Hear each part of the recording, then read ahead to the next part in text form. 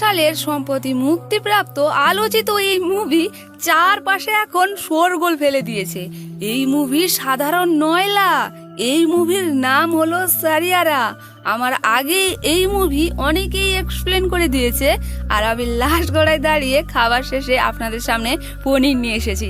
কারণ আমার একটাই উড়ন্ত পাখি আছে, ডিভাইস আছে, তো ওই পাখিকে বুঝিয়ে বাজিয়ে কাজ করাতে আমার অনেক সময় লাগে। তারপরেও আমি না থেমে অবশেষে আপনাদের জন্য সারিয়ারার মুভির এক্সপ্লেন নিয়ে চলে এসেছি। আর দেরি করাবো না, আপনাদের শুরু করছি আজকের এক্সপ্লেন। মুভি শুরু হওয়ার প্রথমে আমরা ভানি সহ তার পুরো পরিবারকে কোর্টে দেখতে পাই।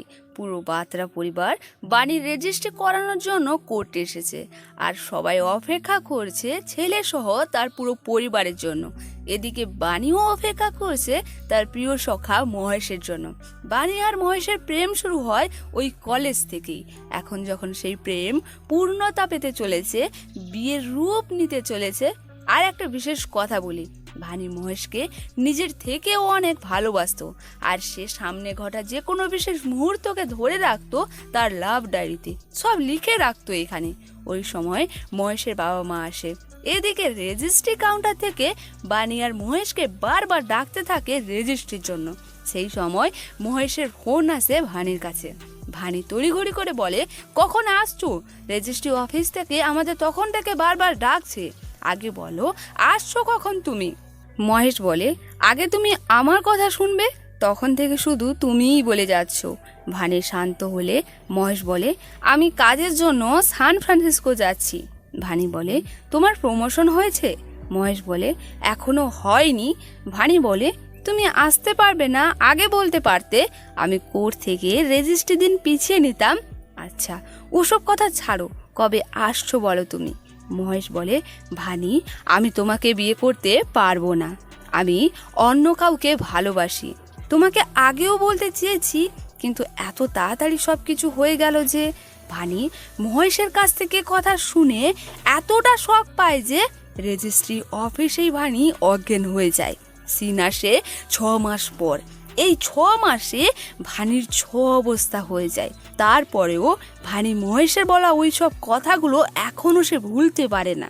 অন্তরের গভীরে গেঁথে বসে যায় কথাটি। আজও ভেবে নিজেকে শেষ করে দিচ্ছে ভানি। মেয়েকে এইভাবে কষ্ট পেতে দেখে তার মা তাকে অনেক বোঝায়, কিন্তু তারপরেও সে ওই দিনের কথা কিছুতেই ভোলাতে পারে না। এরপর তার বাবার সঙ্গে বের হয় একটা জার্নালিজম জবে ইন্টারভিউ দেওয়ার জন্য। তখন ভানি মোবাইল নিয়ে আসতে ভুলে গেলে তার বাবা তাকে মোবাইলটা দিয়ে বলে, ফোনটা তুই টেবিলে ছেড়ে এসেছিলিস। বাবু, আজকাল যেমন করে তুই সব কিছু ভুলে যাচ্ছিস, ঠিক তেমন তুই ওই সবও ভুলে যা। ওগুলো মনে রেখে নিজেকে আর কষ্ট দিস না। এরপর ভানি ইন্টারভিউ দেওয়ার জন্য ওই জায়গায় পৌঁছে যায়। সেই সময় ভানি জুতার ফিতাটা খোলা দেখে পাশে তার ডায়েরিটাকে রেখে দিয়ে জুতার ফিতাটাকে বাঁধতে বাঁধতে মুখ ঘোরালেই দেখে একটি বেপরোয়া ছেলে কাগজ টানতে টানতে এই দিকেই আসছে। ভানি তাড়াতাড়ি করে জুতার ফিতাটাকে বেঁধে ভুলে তার ডায়েরিটাকে রেখে দিয়ে অফিসের ভিতরে চলে যায়। এই বেপরোয়া ছেলেটির নাম হলো ক্রিস কাপুর। এই রাস্তা দিয়ে হেঁটে যাওয়ার সময় ওই ডায়েরিটা দেখতে পায়। ভানি অফিসের ভিতরে ঢুকে ইন্টারভিউ দেয়। না করে জার্নালিজমের জবটা পেয়ে যায় ভানি। এরপর এখান থেকে বেরিয়ে যাবে, সামনে ক্রিস কাপুর আসে। ভানি ছেড়ে আসা ডায়েরিটা তাকে এগিয়ে দেয়। এই ডায়েরি থেকে ক্রিস ভানির নামটাও জেনে যায়। এরপর ভানি ধন্যবাদ জানায় ক্রিসকে। এরপর ক্রিসের নাম জিজ্ঞাসা করলে ক্রিস বলে, একটু অপেক্ষা করো, জানতে পারবে। এরপর ওই অফিসের ভিতরে ঢুকে এমপ্লয়ীদের জিজ্ঞাসা করে, ঋত্বিক রয় কে আছেন? লোকটি সাড়া দিলে লোকটিকে মারতে শুরু করে আর বলে, যা কিছু এখানে ঘটছে তা সবটা সবাইকে দেখা। ট্যালেন্টের কোনো মূল্য নেই না, তোরা যত সব আলতু ফালতু জিনিস নিউজে প্রকাশ করিস, কিন্তু তোরা আসল ট্যালেন্টকে কোনোদিনও তুলে ধরার চেষ্টাও করিস না। ক্রিসের এমন রেগে যাওয়ার কারণ হলো, ক্রিস এবং তার বন্ধুরা মিলে জোশ নামক একটা মিউজিক ব্যান্ড চালায়। যদিও এই ব্যান্ডে তার বন্ধুরা কাজ করে, কিন্তু বেশিরভাগই এই ব্যান্ডের জন্য এ থেকে জেড পর্যন্ত ক্রিসই করে। এই ব্যান্ডের লিডারই হলো ক্রিস। কিন্তু এই সাংবাদিক ক্রিসের গানে খারাপ রিভিউ দিয়ে এই ব্যান্ডের অন্য এক ধনী পরিবারের ছেলেকে শিরোনামে তুলে ধরেছে। এই ব্যাপার নিয়েই ক্রিস অনেক রেগে যায় এই সাংবাদিকের উপরে, আর অফিস পুরো লন্ডভন্ড করে দিয়ে আর বলে, আমার নাম ক্রিস কাপুর, নামটা যেন মনে থাকে। এই বলে এখান থেকে বেরিয়ে যাবে। ক্রিস আবারও ফিরে এসে ভানিকে বলে, তুমি অনেক সুন্দর লিখতে পারো। এই বলে এখান থেকে বেরিয়ে তার বন্ধুদের কাছে এসে বচসা শুরু করে, ঝগড়ায় জড়িয়ে পড়ে। কিন্তু ক্রিস বলতে চাইছে সেই ব্যান্ডে বেশি খেটেও তার নাম কোথাও নেই, উল্টাই তার ব্যান্ডের আরেকটি ছেলে কিছু না করেও তার বাবা ধনী পরিবারের হওয়ার কারণে সেই সব নাম কামাচ্ছে। আর এই ঝগড়াঝগড়িতে সব টিম মেম্বাররা অনুষ্ঠান করবে না বলে ক্রিসকে একাই শো করতে বলে এখান থেকে তারা চলে যায়। ক্রিসের একমাত্র বন্ধু কিভি তার পাশে থাকে। ক্রিসও নাছোড় বাঁধা, সেও হার মানবে না। সে একাই টেজে উঠে সব সিস্টেমকে একাই কন্ট্রোল করে মন মুগ্ধকর গান শুরু করে। এই গান শুনে দর্শকরা এক এক করে টেজের দিকে এগিয়ে আসে। ক্রিস একাই পুরো ফাটিয়ে দিচ্ছে।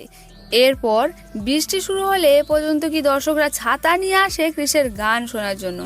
এরপর ক্রিস শো শেষ করে বারে আসে। তখন পিছন থেকে তার বন্ধু কিভিও আসে আর বলে, যা হয়েছে হয়েছে, ক্রু মেম্বারদের তুই ফিরে নিয়ে আয়, সবার সঙ্গে মিলে শো করলে তবেই তো আমরা আগে এগোতে পারবো। কিন্তু ক্রিসের এতটা মাথা গরম হয়ে আছে যে সে এখন কোনো কিছুই শুনতেই চায় না। সে বাড়ি এসে ওই সব খেতে থাকে আর কিভিকে খেয়ে এখান থেকে বেরিয়ে যেতে বলে। তখন কিভি রেগে গিয়ে বলে, সবাই তোরা আমার টাকা উড়াচ্ছিস আর উল্টাই আমাকে কথা শোনাচ্ছিস। বাবা আমাকে পড়া শেষ করার জন্য টাকা দেয় আর সেই টাকা দিয়ে আমি তোদের জীবন শুরু করার জন্য লাগাই। এরপর একটু শান্ত হয়ে বলে, দেখ ভাই, তোর নাম সব জায়গায় ছড়িয়ে পড়তে পারে, এমন এক সুযোগ এসেছে। এরপর কিভি ক্রিসকে নিয়ে এক নাম করা গায়ক প্রিন্সের কাছে আসে আর বলে, এই সেই গায়ক যার এক একটা ভিডিওতে কোটি কোটি ভিউজ আসে, আর তুই যদি গানের রিলিক্স দিস এই গায়ককে, একটু হলেও তোর নাম চারপাশে ছড়িয়ে পড়তে পারে।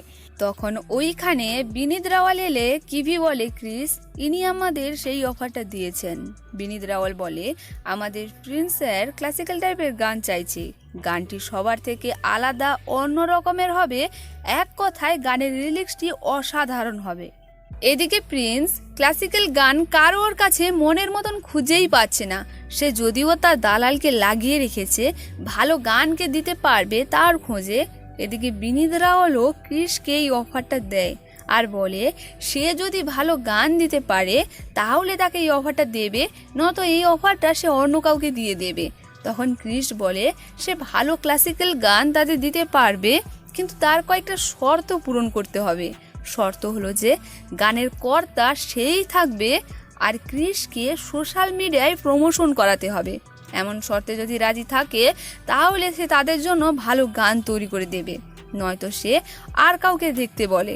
কথায় কথায় ক্রিস ভানিকে গেটের বাইরে দেখতে পায়। ভানি জার্নালিজমে জব করলেও সে গান লিখতে অনেক পছন্দ করত।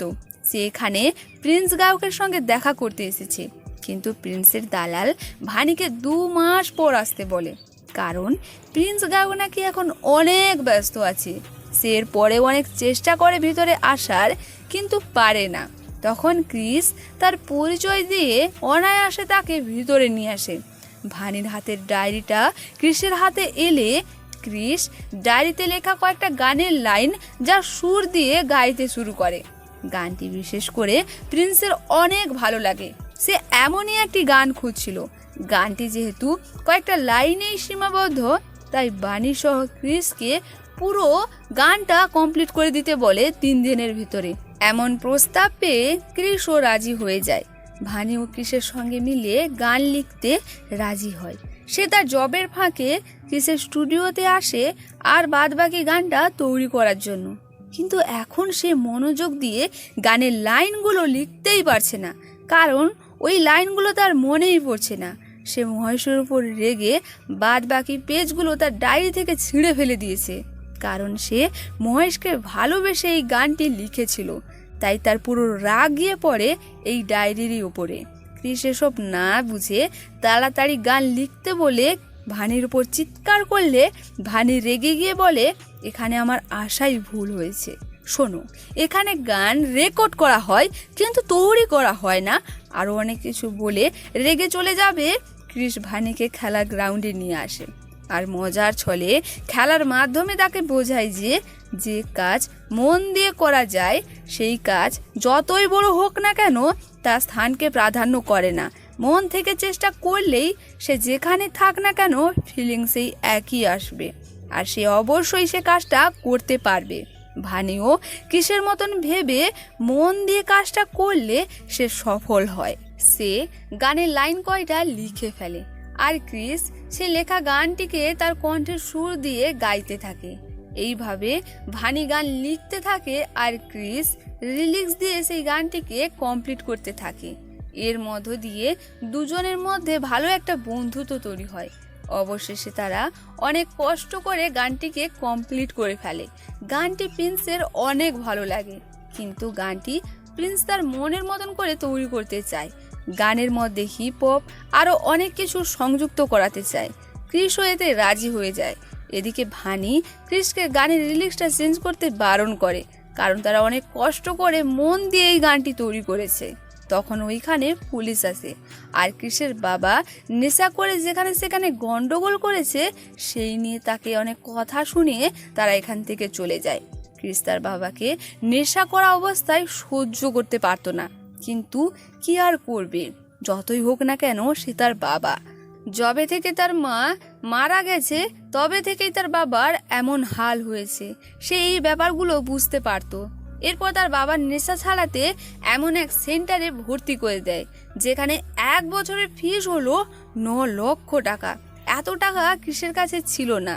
তার বাবাকে সুস্থ করতে সে নিরুপায় হয়ে 9 লক্ষ টাকায় তার তৈরি গানটি সম্পূর্ণ বিক্রি করে দেয় প্রিন্সকে। এর ফলে গানটি থেকে সম্পূর্ণ অধিকার হারায় ক্রিস।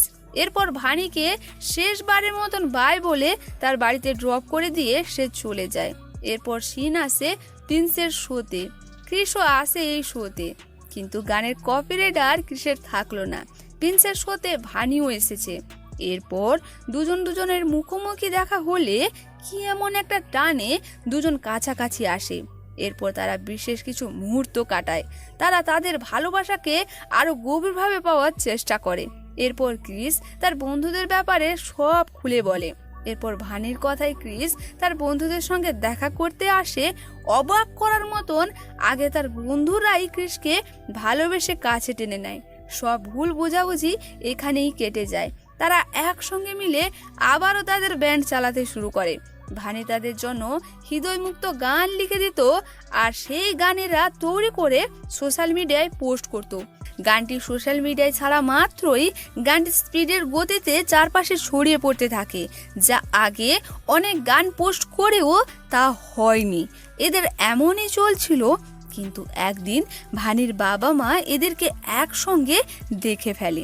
এই ব্যাপার নিয়ে তার মা তাকে অনেক বোঝায়, যেমন ওইসব ছেলেরা মোটেও সুবিধার নয়, সাদাসিধা মেয়েদেরকে ব্যবহার করে ছেড়ে দেয়। তুই আগেও ধোঁকা খেয়েছিস, তোকে কোনোভাবে সামলেছি, আর না, তোকে আগের অবস্থায় আমরা আর দেখতে চাই না। বাইরে ক্রিস ভানির ব্যাগ দিতে এসে ভানির মার বলা সব কথা শুনতে পায়।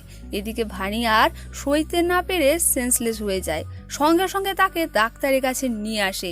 ডাক্তাররা ভানিকে চেক আপ করে বলে এটা অতিরিক্ত টেনশনের কারণে হয়েছে, কিন্তু তারপরেও এক ভালো নিউরোলজিস্ট ডাক্তারকে দেখিয়ে নিতে বলে আর কিছু রিপোর্ট করতে দেয়।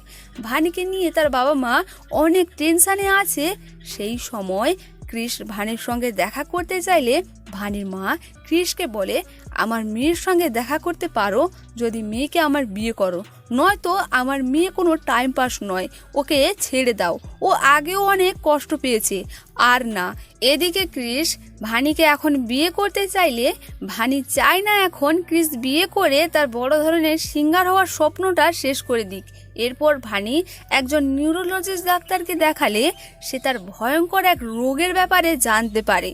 রোগটি হলো যে ভানি আগে গিয়ে সব কিছু ভুলতে চলেছে। এক কথায় সে তার স্মৃতিশক্তি হারাতে চলেছে, আর সেই সিমটম এখন থেকে ভানির মধ্যে দেখা যাবে। ভানি এদিকে তার এমন রোগের ব্যাপারে জানতে পেরে সে যেন নিস্তব্ধ হয়ে যায়। এদিকে ক্রিস ওই গানের মাধ্যমে সোশ্যাল মিডিয়ায় ভাইরাল হয়ে গেছে।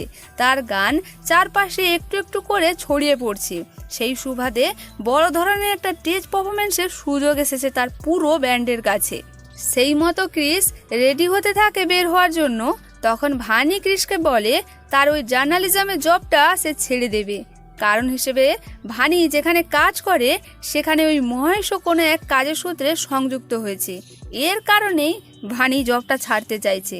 আর উঠে রেগে মেগে ক্রিসের ব্যাগ প্যাকিং করতে থাকলে ক্রিস বলে, এটা কি করছো তুমি? ভানি বলে, কেন, তোমার ব্যাগ প্যাকিং করছি। ক্রিস বলে, এই তো কিছুক্ষণ আগে আমরা দুজনে মিলে ব্যাগ প্যাকিং করলাম। এই তো ভানির মধ্যে এখন থেকে সেই রোগের সিমটমটা শুরু হয়ে যায়। ক্রিস ভানিকে এমন বিহেভ করতে দেখে একটু অবাক হয়।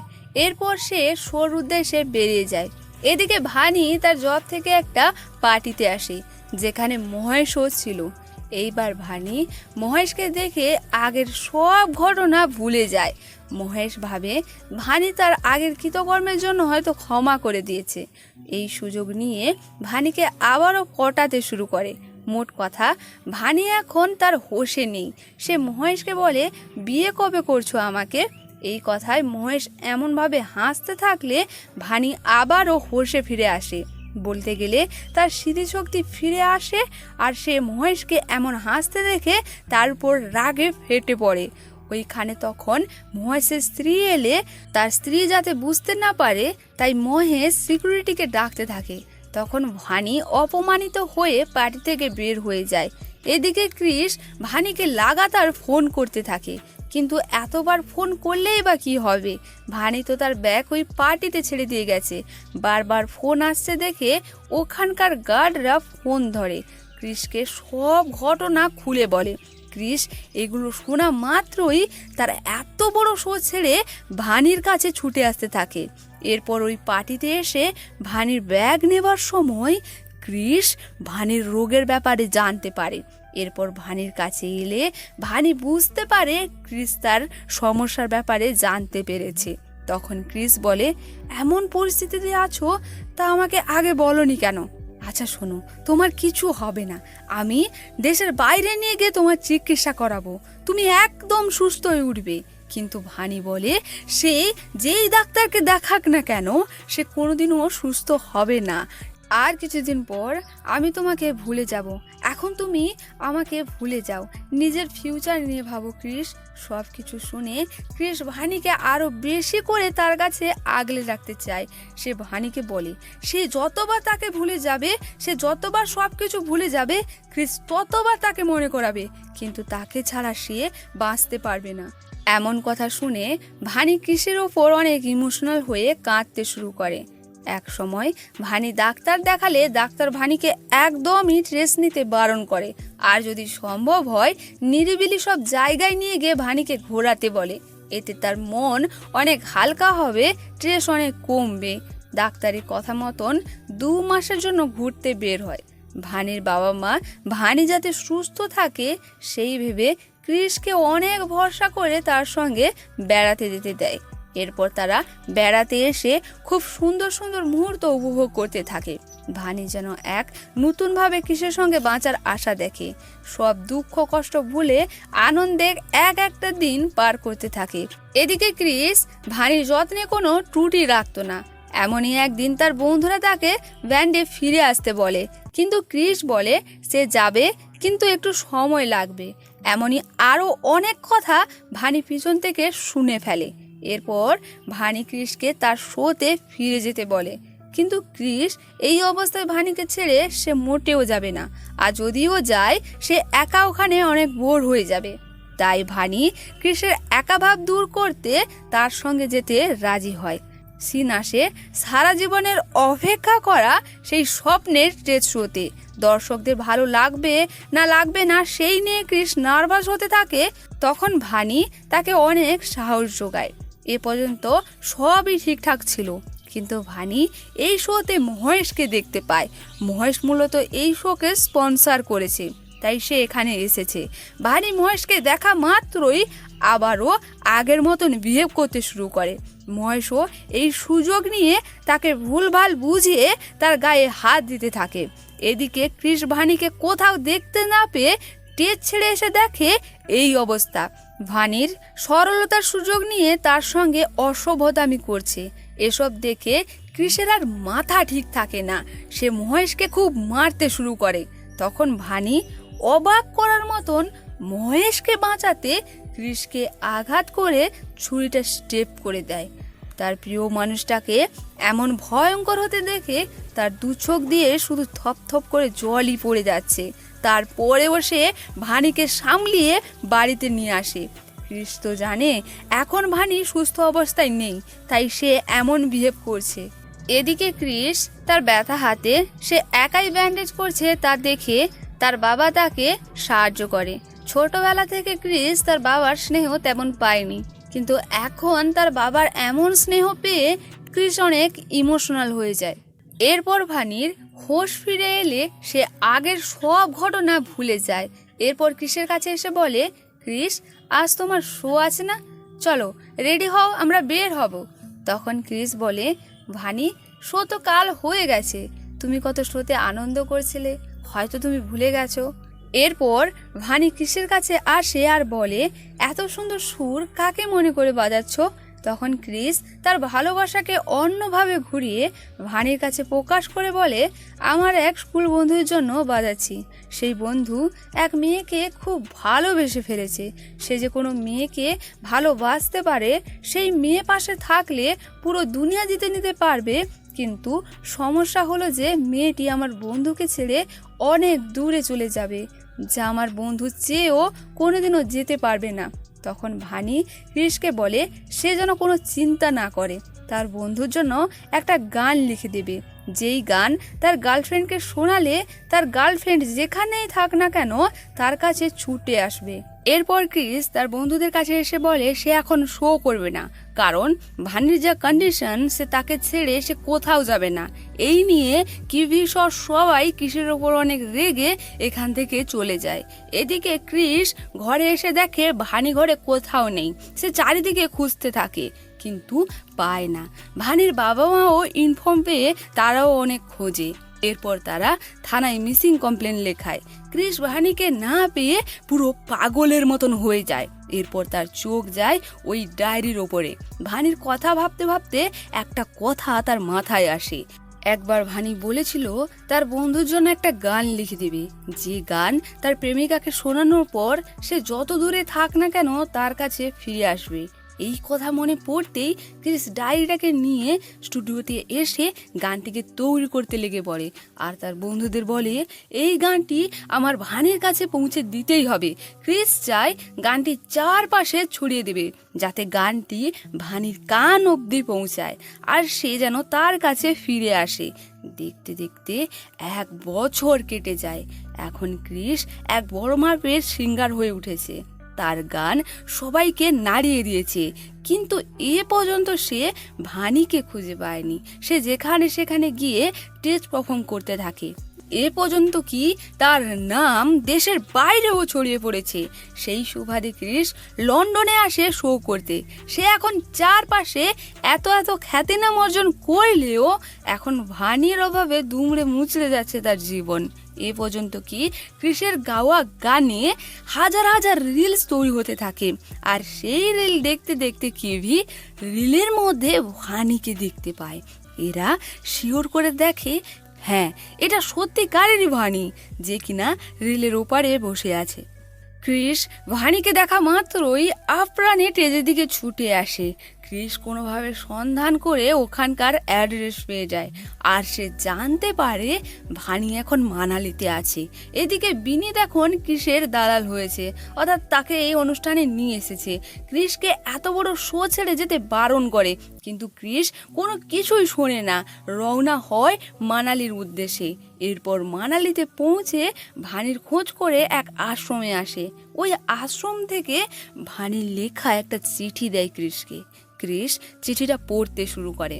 ভানি লিখেছে, কৃষ, তুমি এই চিঠিটা পড়ছো মানে তুমি তোমার সব কিছু ছেড়ে দিয়ে আমাকে খুঁজতে বের হয়েছো। আমি তোমাকে ছেড়ে এসেছি যাতে তুমি তোমার বড় ধরনের গায়ক হওয়ার স্বপ্নটা পূরণ করতে পারো। আমি একটু হলে বুঝতে পারছিলাম আমি কেমন যেন পাল্টে যাচ্ছি। অজান্তেই তোমাকে হার্ট করছি, পরে বুঝতে পেরে নিজে কষ্ট পাচ্ছি। এর জন্য আমি তোমাকে ছেড়ে অনেক দূরে চলে এসেছি যাতে তুমি বড় গায়ক হও।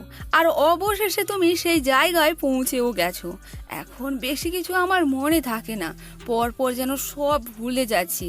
কিন্তু এর পরেও আশেপাশে যদি কেউ তোমার গান চালায়, সেই গান শোনার জন্য আমি একটু মিস করি না। তোমার গান শুনলে তোমার সঙ্গে কাটানোর দিনগুলোর কথা আমার মনে পড়ে। এই চিঠিটা পড়ে ক্রিস বারান্দায় এসে অবশেষে ভানিকে দেখতে পায়। তার জান পাখিটা যেন তার খাঁচায় ফিরে আসে। কিন্তু ভানি এখন ক্রিসকে চিনতেই পারছে না। এরপর ক্রিস ভানিকে নিয়ে আসে যেখানে কয়েকটা বাচ্চা ক্রিকেট খেলছিল। ওই গানের মতন, ওই আগেকার সিনের মতন ক্রিকেটের মাধ্যমে খেলা দেখিয়ে ওই আগের সিনগুলোর মুহূর্তের কথা মনে করানোর চেষ্টা করে। কিন্তু ক্রিস দেখে তার মধ্যে এই আইডিয়াটা কোনো প্রভাবই ফেলছে না, তার স্মৃতি ফিরে আসছে না। ক্রিসও আর পারছে না, সে নিরাশ হয়ে কি করবে ভাবছে। তখন ভানি ক্রিসকে চমকে দিয়ে আই লাভ ইউ বলে তার দিকে ছুটে আসে। তাহলে ক্রিসের আইডিয়াটা কাজ করেছে, আর এর মধ্য দিয়ে অনেক দিনের বিচ্ছেদকে এরা দূরে সরিয়ে কাছাকাছি আসে। এরপর ভানিকে নিয়ে লন্ডনে ছেড়ে আসা শোটা ক্রিস কমপ্লিট করে। এরপর সিন চেঞ্জ হলে আমরা দেখতে পাই ভানি যাতে ক্রিস সহ পরিবারকে ভুলে না যায়, তাই ক্রিস সবার নাম সহ চিত্র কাঁথে চিটিয়ে রেখেছে। আর ভানির লাভ ডায়েরিতে কয়েকটি ছবি দেখে আমরা বুঝতে পারি যে ক্রিস আর ভানির বিয়ে হয়ে গেছে। আর এমন সিন দেখিয়ে এই মুভিটি এখানেই শেষ হয়ে যায়। সত্যিকারের ভালোবাসা বোধ হয় এরকমই হয়। ভানির এত সমস্যার ব্যাপারে জানার পরও ক্রিস তাকে ছেড়ে না দিয়ে তাকে আরো বেশি বেশি করে নিজের কাছে আগলে রেখেছে। যারা আপন মানুষকে কাছে রাখতে চায় তারাই শুধু বোঝে হারানোর যন্ত্রণা কি। এই চ্যানেলটি পুরনো হতে চললো, কিন্তু 1000 সাবস্ক্রাইবার আর পূরণই হচ্ছে না। আশা থাকলো চ্যানেলটিকে আপনি সাবস্ক্রাইব করে আমার পাশে থাকবেন।